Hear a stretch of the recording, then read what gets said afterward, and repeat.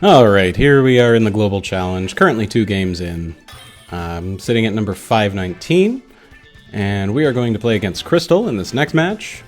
Should be great. Alright, so Crystal is running a very solid team. Over there, yep, that is a very solid team. Lots of options. Okay, what do we want to do? So, into this particular...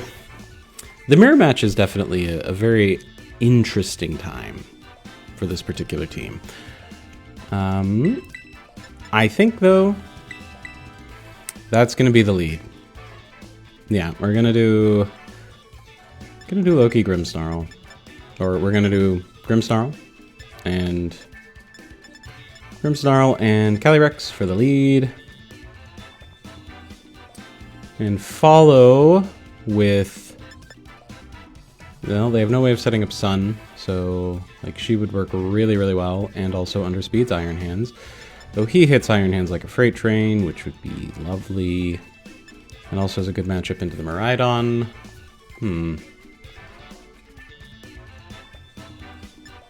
Do I want to bring my own Miraidon? I'm not actually sure I want to bring Toothless for this one. Yeah, we're actually going to go... Do I want to go without? Just kind of take a quick second, double check. Do I want to go? Yeah, we're gonna go without Toothless. It might be a little bit of a bold choice, it might be a mistake, we'll find out. But sometimes there is a genuine advantage to going without the second restricted. Or not necessarily an advantage, but the team just plays better. In this case, they have Landorus, they have Iron Hands. Both of those two play really, really well into Miraidon. And as such, I don't terribly much want to... Okay, so they're just going with the Calyrex lead. Yeah, so I don't want to... I don't want to help them with potentially beating my... I don't want to help them beat my team, you know? So... Yeah, Grimmsnarl's going to go for the foul play, and Calyrex is going to go for the Trick Room. The coaching was expected. That is what that lead is meant to do. It is meant to put out a coaching, get the boost on the Calyrex. Here's the foul play, though, hopefully taking advantage of that boost. Love to see it. Glacial Lance is going to hurt. But Grimmsnarl survived, because he's an amazing fellow. Okay. Love to see that. Now, the next question is, what do I think they have in the back? Hands, almost certainly. I really think I want a Reflect. I want to Reflect here. Yeah, no, we need the Reflect. So the thought process here being that the Reflect is going to help with preserving our Calyrex. Do I think Seed Bomb can do enough damage? Most likely this Iron Valiant is packing Wide Guard. Yeah, we're gonna go Seed Bomb. So the thought process behind the Seed Bomb is that if the Iron Valiant is packing Wide Guard, now that the Trick Room is set up, the Iron Valiant might just leave. Could be... Nope, it's Iron Hands. Okay, Iron Hands is coming in. That's cool. Seed Bomb will get off the single target damage. The Reflect will definitely help our Calyrex survive future turns. Oh, nice! Ours underspeeds. That's actually awesome. Glacial Lance is going to pick up the KO into Grimmsnarl. That's okay. He got up the Reflect that we needed. Because now we're in an interesting position. Because now we can go into Araquanid, who will underspeed their side of the field. Yeah.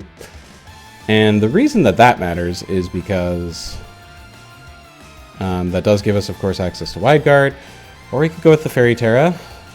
Either way, they have... Well, let's see here. You know what? No, I think we're going to actually spend the turn to just protect. So I can see whether or not we have any opposing Terras coming out, anything of that sort. Mostly to get around the fake-out turn of the Iron Hands. And then...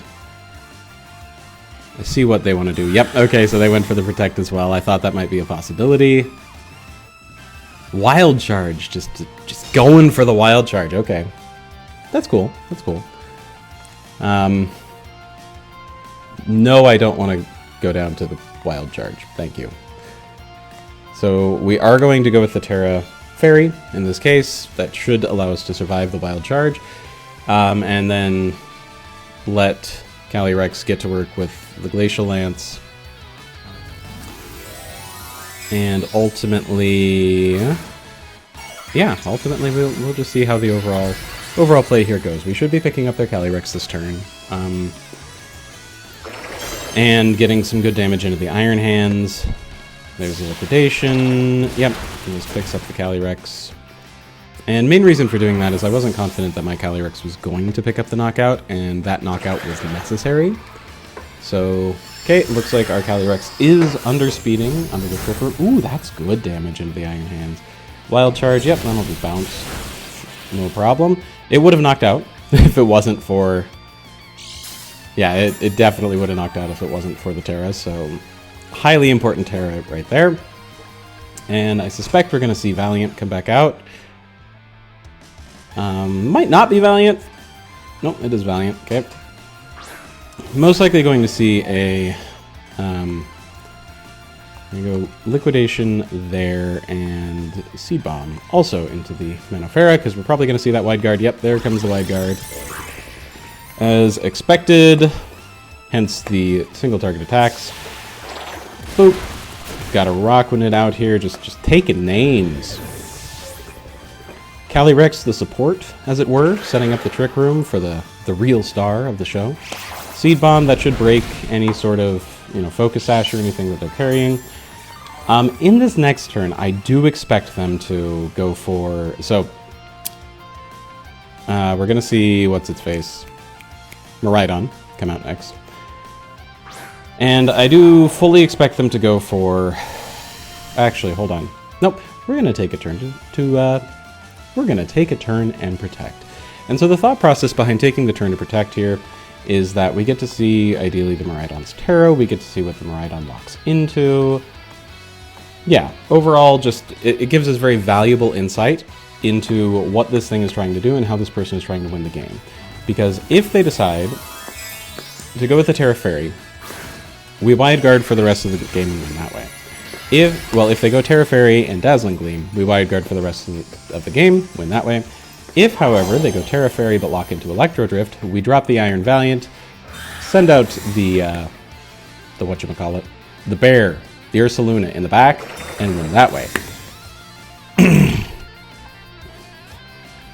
Coaching, yep, coaching's neat. So it's giving a defense boost to the Miraidon, that's okay. I don't actually care.